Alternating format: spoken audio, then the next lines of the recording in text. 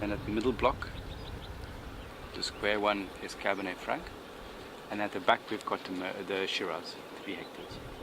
Okay, we're on Almenkerk Wine Estate, a real estate in the sense that we only use our own grapes and we make single vineyard wines. And I was just explaining to Jamie that the 2 blocks we have here, this Sauvignon Blanc block, and then that Sauvignon Blanc block at the bottom, as the crow flies, probably separated by only 200 meters, give completely different wines. The one's fruity, upfront, lively, and the other one has a sense of minerality, restraint, and underlying complexity. So just to show you what expression of sight, what expression of terroir can do. And Sauvignon, I find, tends to go through this neutral phase, just prior to full ripeness.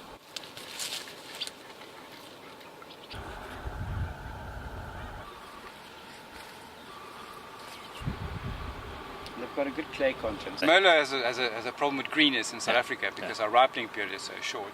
So what we'll do is we'll open up the canopies at the bunch level height, so that the bunches get direct sunlight in the morning, but they're protected during the afternoon heat. And then we'll untangle bunches when the berries are still small, so that each bunch hangs individually. And the last action is to come through and remove the shoulders, and if needed, the bottom part of the bunch, to make sure that when we pick it, everything is ripe. Shoulders and the bottom tends to ripen a bit slower. So those are the extra actions we do to get rid of greenness in South African Merlot.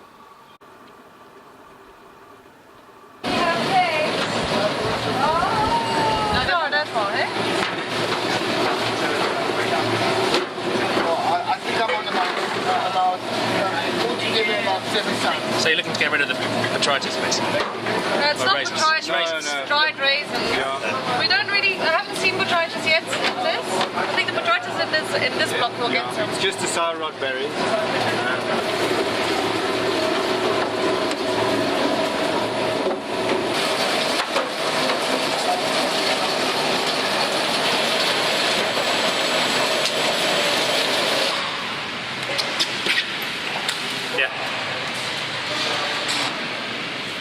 Ice is so cool. One of my favorite things in the cellar. Dry ice, yeah?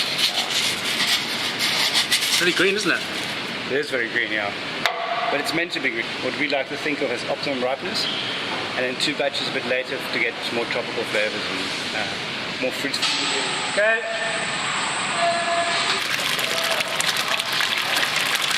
Oh.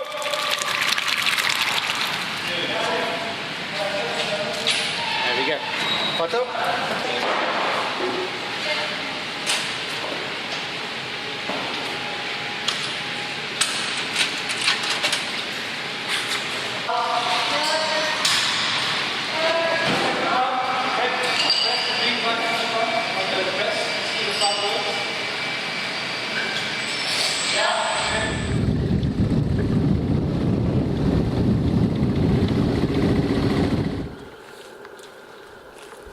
What are you doing here? Playing around. Yes. We've got a whole block of Cabernet that we use for rosé, and we're looking at different pruning techniques and different trellising techniques to change the flavors. Because obviously, if you're going to be using it for rosé rather than red wine, you're looking for a different flavor profile.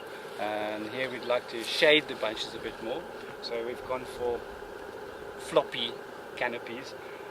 In the hope of having more shades to the berries, and then rather than getting the ripe fruit flavors and the blackcurrant and cassis, we're hoping for watermelon and ripe strawberry.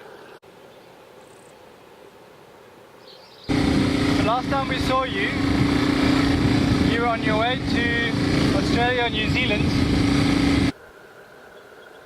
I didn't like him as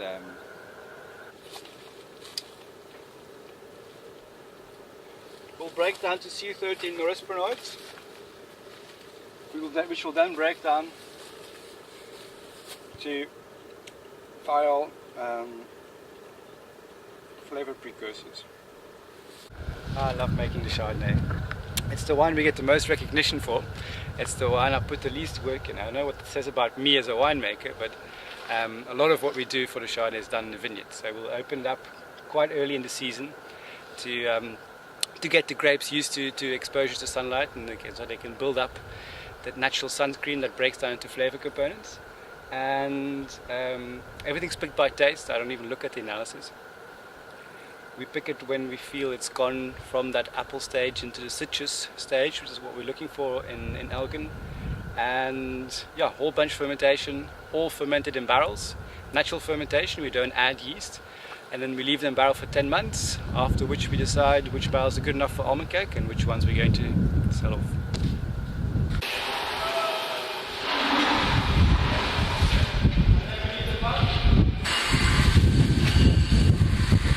I wish I could just ferment it all in bins. You're talking loading the press by hand with the lug boxes, which we'll do later. Also lots of fun.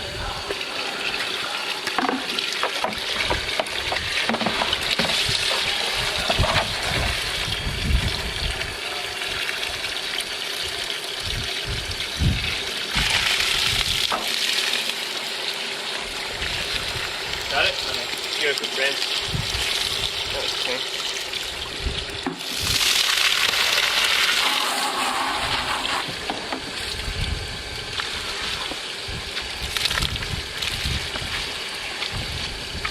I think it's pressed in here as well. Has anyone gone to get those blocks? Being here? No, the blocks. I'm sure I'll start doing it. I told you, and in South Africa, the hoses come bigger than. You know, you look like some Long Street Cape Townian that just happened to walk in here. Well, now he's pressing it. With his fedora. I see the maneuver, catches the mechanism, and then pulls it through. So clever, eh? It's like. No, dude, don't disturb it. What? The picture. It's fun. It's like so satisfying. Like a punch bag. Yeah. Come on. It's like. Oh my god. Stay right there. Stay right there. Stay right there. What? Yeah, that's it. Okay, well. That's it. Ah! It's fine. Therapy.